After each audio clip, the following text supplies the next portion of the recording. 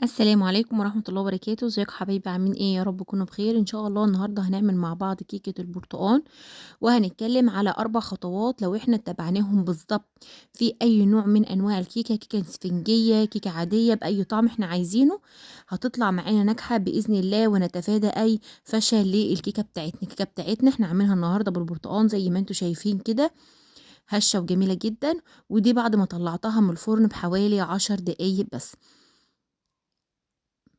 طريقتها سهلة جدًا، ما فيش أسهل منها، وكمان إحنا في موسم البرتقان عايزين نستغل الطعم بتاعها زي ما إحنا شايفين كده، هشة وجميلة جدًا. وكمان لو أنتم عايزين الارتفاع بتاعها يكون عالي هاقول لكم تقدروا تعملوه إزاي، ولو عايزين الارتفاع بتاعها يكون وسط زي ما أنا عملته كده هاقول لكم برضه إزاي. عندي هنا 3 بيضات، كوباية من عصير البرتقان، وكمان نُص كوباية من الزبادي أو اللبن الرايب، 3 بيضات، كوباية إلا ربع من السمنة على الزيت، وكوباية من السكر، وكيس من البيكنج باودر، وكمان فانيليا، ومعلقة من الخل. هناخد طبعًا السوايل بتاعتنا كلها مع بعضها في الخلاط بتاعنا، هنبدأ نضربها مع بعضها، بس هنسيب البيكنج باودر بس هو والدقيق مش هنحطه دلوقتي.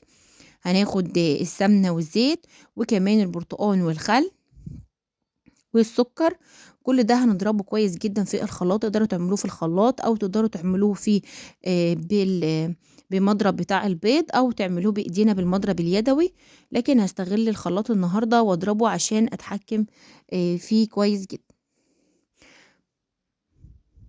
بعد كده عندي كوبايتين 2 وربع من الدقيق، هاحط عليهم كيس البيكنج باودر، وأنخله كويس جدًا مرة و2 علشان أدخّل الهوا يكون موجود جوّه الكيكة بتاعتنا وتبقى مرتفعة معاه. بعد كده هانزل بالخليط بتاعي وأبدأ أقلّبه كويس جدًا. أول خطوة في خطوات نجاح الكيكة إن أنا أكون مولعة الفرن كويس، مولعاه وسايباه يدفى على درجة حرارة 180 قبل ما أبدأ أصلًا في عمايل الكيكة. تاني خطوة في عمايل الكيكة بتاعتي إن تكون درجة حرارة المكونات اللي أنا هاعملها بدرجة حرارة المطبخ، ما يبقاش ساقعة من التلاجة وأطلّعها أعمل بيها الكيكة على طول، ده طبعًا هيساعدنا إن هي تفشل معانا. بعد كده هابدأ أجيب القالب بتاعي وأحط فيه الخليط بعد ما أمزجه كويس جدًا بالدقيق، وبعدين أخبطها خبطتين كده بحيث إن أنا أسوي الصينية بتاعتي، وأدخّلها على درجة حرارة 180 هتاخد حوالي نُص ساعة، وده شكل الكيكة بتاعتنا بعد ما طلعت. تالت خطوة إن أنا ما أفتحش عليها الفرن قبل بالضبط 25 دقيقة. واخلّي بالي لمّا أفتح الفرن أفتحه بالراحة، وكمان أختبرها كده بسلّاكة بتاعة أسنان أو بالعصاية بتاعة شيش طاووق، لو طلعت نضيفة وما فيهاش أي حاجة خالص، ده خلاص كده هي استوت معايا.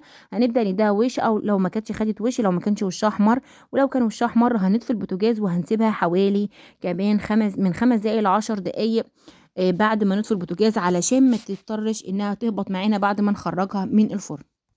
بإذن الله لو اتبعنا الخطوات بتاعتنا ديّة ال4 اللي أنا قُلت لكم عليها، إن شاء الله هنتفادى موضوع فشل الكيكة خالص. ولو عملنا كيكة سبونج أو أي نوع من أنواع كيكة برتقان، كيكة شوكولاتة، أي نوع كيكة بإذن الله هتطلع معاكم كويسة بنسبة 100%. ولو إحنا عايزين الحجم بتاعها يكون مرتفع أكتر من كده، فبنزود مثلًا في البيكنج باودر أو بنقلل كمان في حجم الصينية، بنختار صينية أصغر شوية. كده الحلقة بتاعتنا خلصت، يا رب تكون نالت إعجابكم، ما تنسوش تعملوا لايك وشير وتشتركوا في القناة وتفعلوا زر الجرس عشان يوصلكم كل جديد. والسلام عليكم ورحمة الله وبركاته، دمتم في رعاية الله وفضله.